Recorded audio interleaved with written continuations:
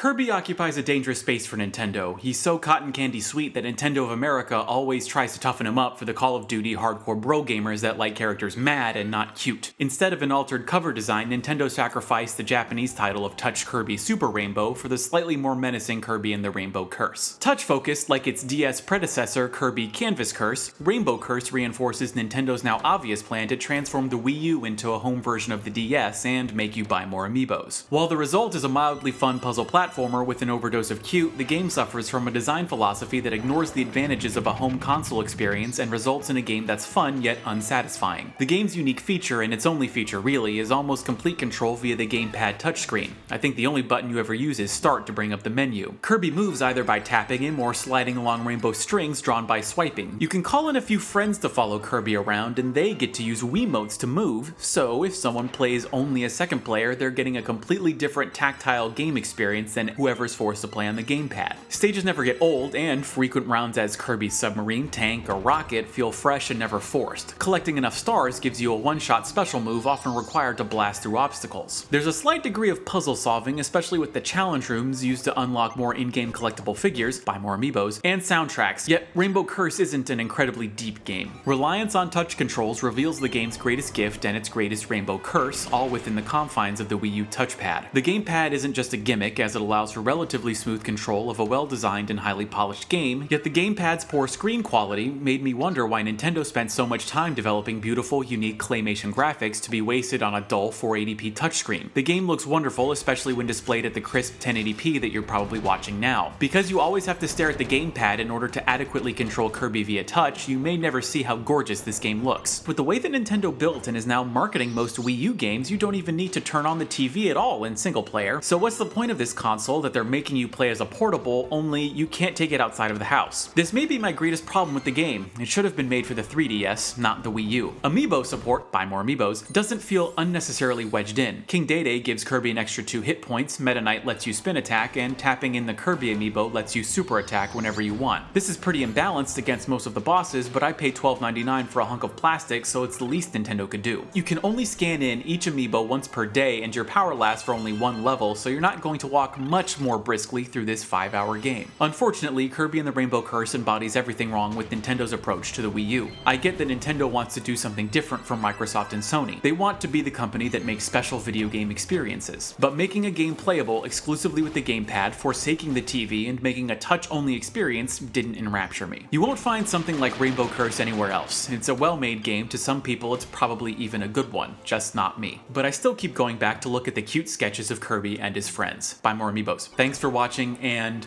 mahalo.